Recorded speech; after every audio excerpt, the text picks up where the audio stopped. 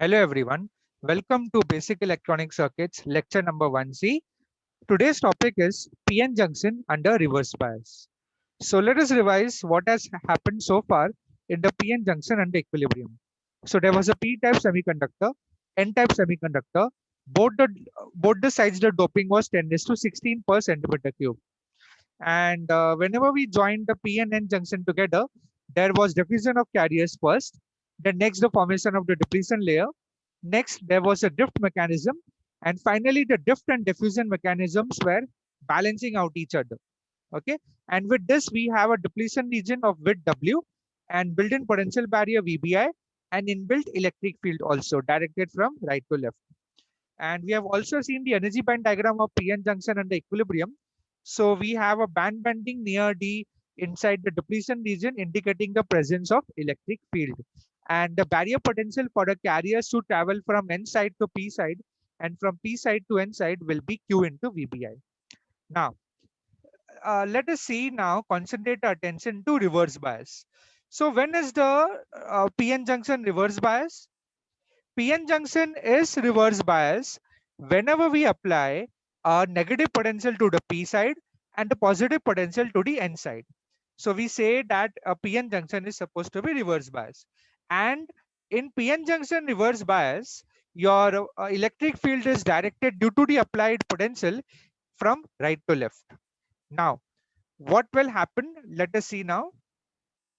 So basically, whenever PN junction is reverse bias and we are increasing the reverse voltage, what will happen? There are holes present in the P region. So these holes will be attracted towards the negative terminal of the supply, and these electrons in the N region will be attracted towards the positive terminal of the supply. So what will happen? The majority carriers are being removed from the N-type silicon material, and they are attracted towards moving out of the crystal basically, and they are attracted towards the positive side, and the whole similarly the majority carriers are moving out. So as the carriers move away from their respective P silicon and N silicon crystals, then what will happen? It will leave behind more and more immobile ions. So that means the depletion region width will go on increasing with the applied reverse bias. Okay, now let us understand this with respect to energy band diagram. So we have seen the energy band diagram. Let me just reduce it slightly. Yeah, we have seen the energy band diagram. This is the energy band diagram of PN junction under equilibrium. And right now we are applying a negative potential to the P side and a positive potential to the N side. So what will happen? The conduction band near the P side will go on increasing in level, because whenever you apply a negative potential, the electronic energies will increase. So this conduction energy level will increase.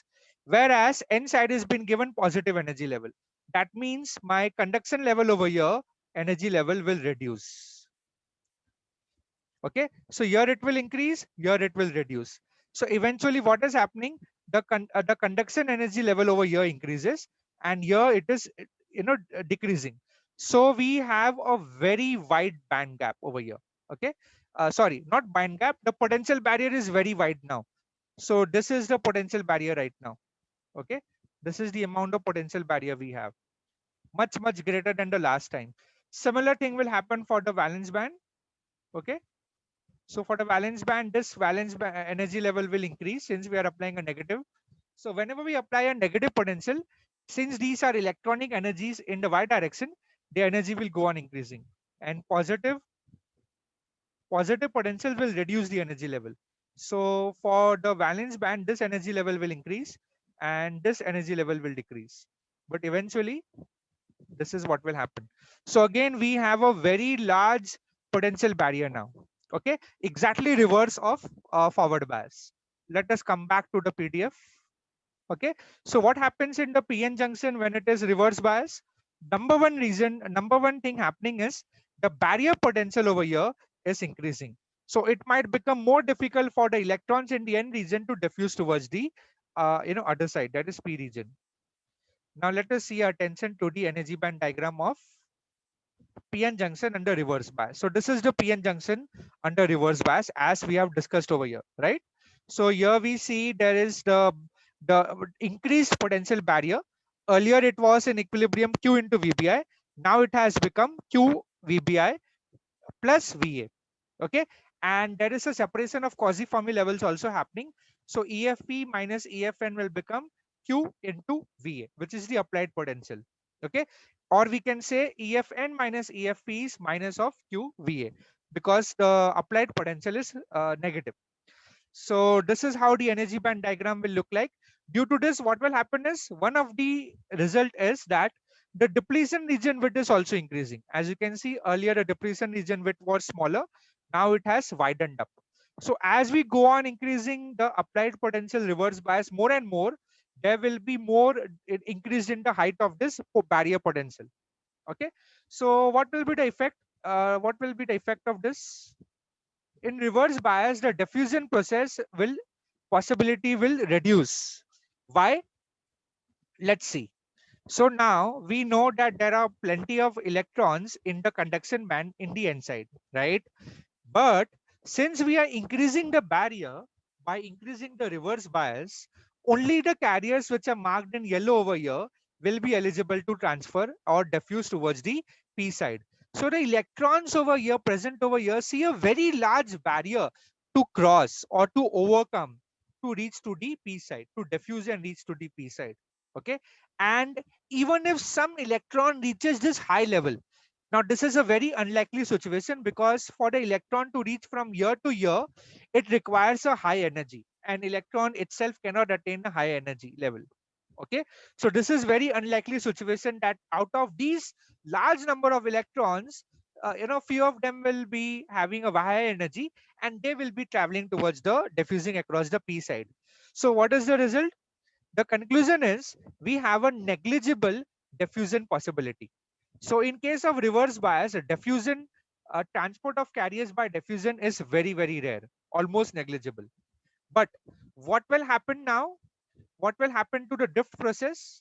Okay, so that means that, is there no current in the reverse bias? No, there is very, very small leakage current present. And let us see why. So what about the drift process and the reverse bias?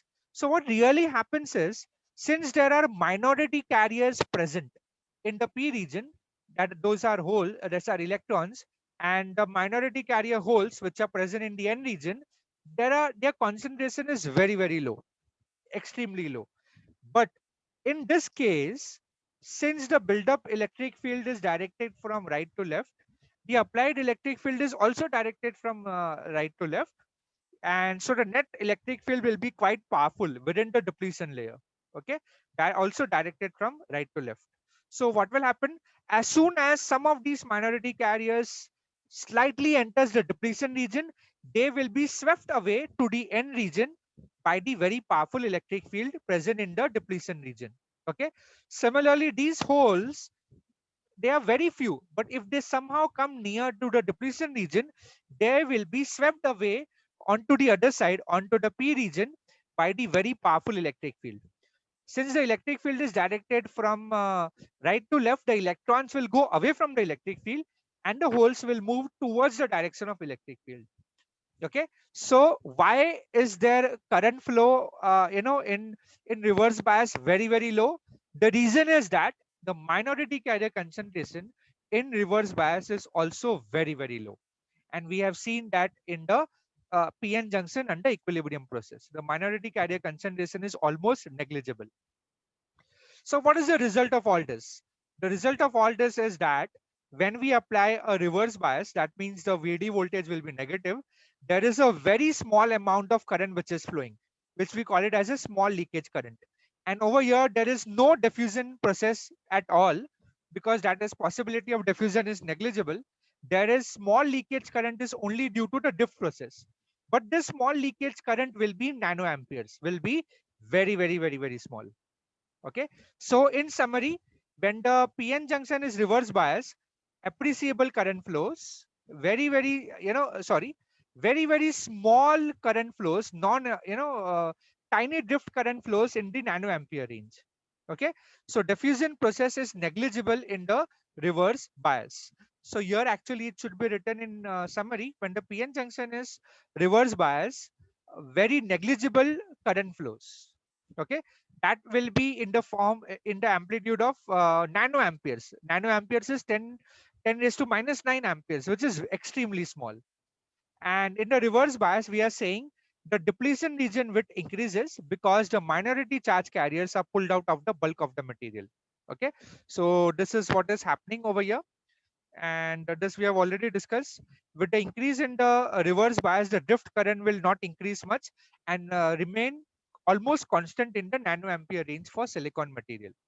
Okay, so the concentration of charge carriers, since they are very, very small in the P region and in the N region, the current is very, very small over here, almost nanoampere range. Okay, so what's the final conclusion for PN junction in forward in reverse bias? The depletion region width increases, the barrier potential tremendously increases, the possibility of diffusion becomes very, very small, and we have a negligible current flow in the reverse direction, which is in nanoamperes, which is only due to the drift process, drift phenomena. Okay. Now let us observe the same thing in the nano hub. Okay. So let me reduce this. Let me open the window for the nano hub. Fine. So we will simulate this. This will be the graph in the equilibrium, the energy band diagram in equilibrium. So we have again considered 10 raised to 16 and 10 raised to 16 doping of N and P type region. This is nano hub application or PN junction application. Okay, online simulation. So this is energy band diagram at equilibrium. Now let me go to environment and change this applied voltage to minus 4 volt, let's say. Okay, so I've applied the voltage as minus 4 volt. Let me simulate this. So let us see the effect in the energy band diagram now due to the application of reverse voltage. Okay, it is simulating, it is taking some time. So in the meanwhile, we will keep the diagrams ready. So this is the PN junction structure in the reverse bias, and this is the characteristics. Very, very small current due to the drift phenomena. So yeah, so this is the energy band diagram at equilibrium. Now let me select this all process.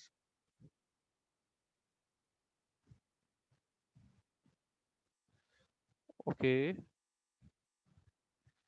it is showing in reverse. Let me show the current energy band diagram and applied bias. Yeah, so this is the energy band diagram and applied bias. So here is the energy band diagram under equilibrium, and let's see what will happen when we slowly apply the reverse bias. Reverse bias is around minus 4 volt. So as you can see very, very clearly, the the potential barrier is increasing tremendously, as you can see over here. Okay, so as you can see, the potential barrier is reaching a very high level. Okay, so the difference between the conduction level at the P side and the difference between the conduction level and the N side is very, very large over here. Okay, similar to what we have studied over here. This is the energy band diagram we have studied right over here. So this is similar to what is being shown in the screen, as you can see clearly over here. Let me take this over here. Yeah, so these two are the same. Yeah, so that is what we were saying. The potential barrier will become very, very large, so it will be almost impossible for the carriers to diffuse across the junction. Okay, now let me try and show the characteristics. The IV characteristics, if I expand it in the in this,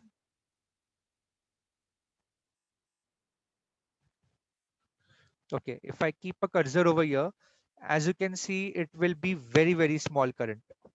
Okay, it will be almost like negligible. Let me expand it further and see if it,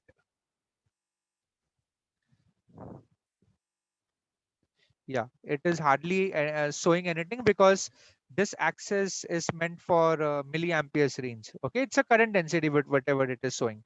Anyways,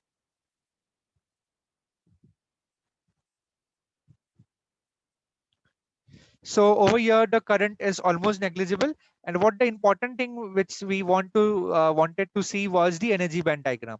Okay, the tremendous increase in the, as you can see, there is a tremendous increase in the potential barrier for over here between the two conduction levels at the N and P side, and between the two valence bands. Valence energy levels on the N and the P side, as you can see over here. Okay, so also in the IV characteristics, we have negligible. Now that was not showing anything, almost zero, because when we have a milliampere range, and if you try to show nanoamperes, it will be on the x-axis only. Okay, so this was all about the PN junction under reverse bias. So and this is the final and energy band diagram over here under reverse bias, the PN junction structure, and the leakage current, the small leakage current which is present inside the so that's why we say PN junctions are PN junction diodes are unidirectional. In the reverse direction, there is hardly any current flow at all. In the forward direction, the current is flowing in the milliamperes range. Okay, so that is all about the PN junction under reverse bias. So that is all for today's session. Next time we will start with numericals based on the diode equation. So until then, have a good day and thank you.